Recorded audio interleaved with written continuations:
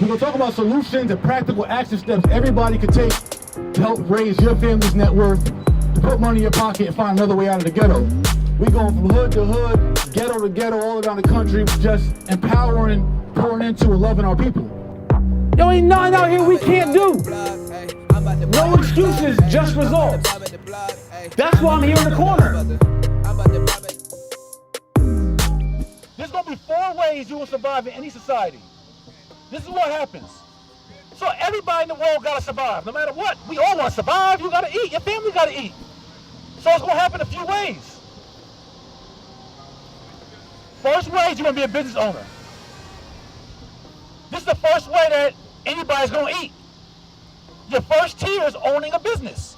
Whether that's a real estate investment company, whether that's a photography company, whether that's owning a train station, or train line, or bus line, or cab company, hat company, a salon, or whatever it is.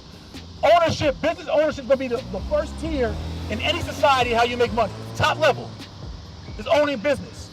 So you look at every major downtown and all over America, all them skyscrapers, all them newspapers, all them, everything that we got on, the shoelaces.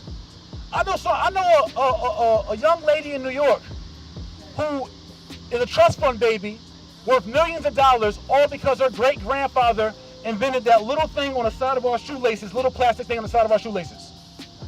He invented a little plastic thing on the side of the shoelaces, and they get like a half a penny for every shoelace sold. But through entrepreneurship and through business is how families pass down wealth.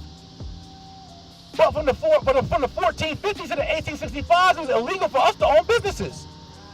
And then past our enslavement, no one ever taught us how to own businesses or gave us any start to owning a business. They said 5 million Africans, or whatever you want to call us. I say Africans, that's what I know from my history.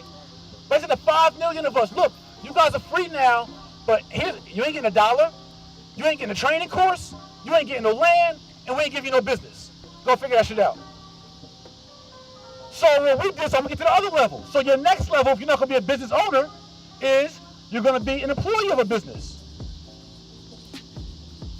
You're gonna be a worker. So they owned all the businesses. Mind you, we didn't own like any of the businesses.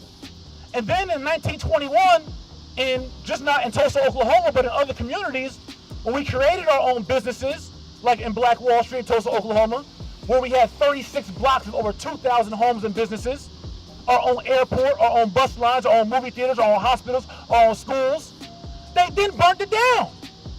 So you didn't give us no head start, then we come up on our own, you're gonna take it.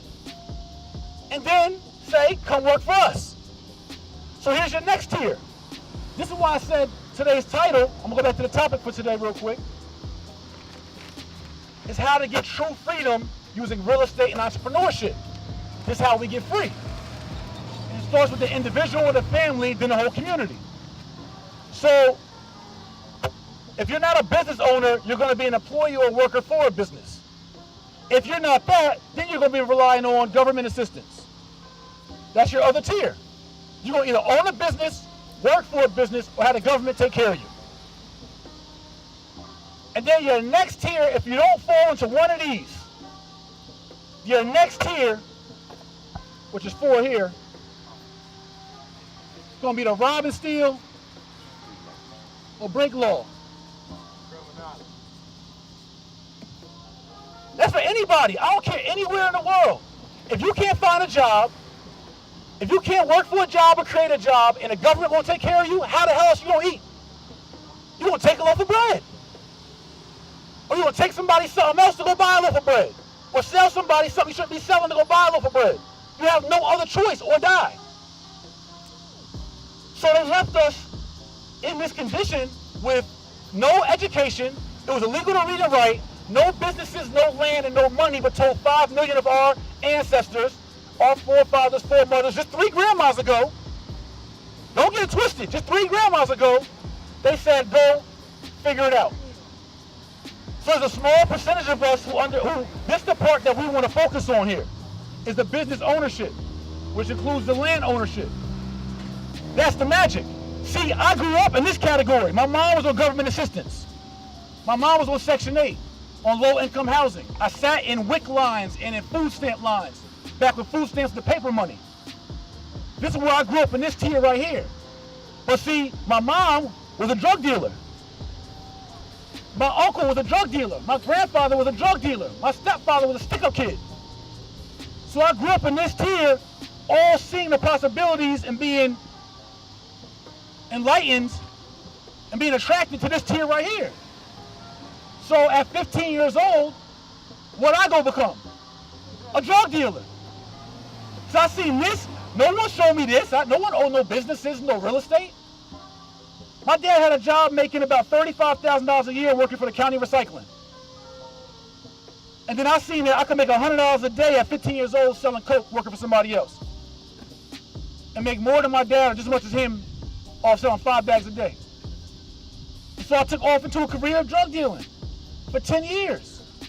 Until during my course of selling drugs, and after 3 felonies, after 2.5 years in prison, dropping out of high school in 11th grade, going back in 12th grade, graduating in the Bad Kids program. But after 10 years of this, I got hip, I got put on parole and reading books and through mentors, so that this business ownership and land ownership was possible. And so when I learned more about this, which is the last 12 years of my life, I started as an apprentice, making no money, going to the office every day from like 8 a.m. to 8 p.m. Making no salary, making no money, working a commission job, just trying to figure it out. Then got my first property, second property, third property, wholesale properties. Started learning about business ownership, LLC formation, ways to manipulate or have effective tax strategies. And so as I learned more about business in the last 12 years, I put myself in a position that now I manage over $10 million in business and real estate assets. Just over 12 years with no college education, with 3 felonies, but all what happened is I learned this. This is what got me free to the top tier.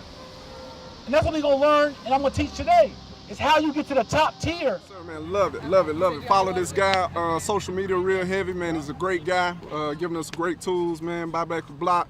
I'm all here for it, man. Black Power, baby. All love, yes, sir. Man, my heart bleeds. Dear black men, guide our little black boys so they can find their way back to being kings.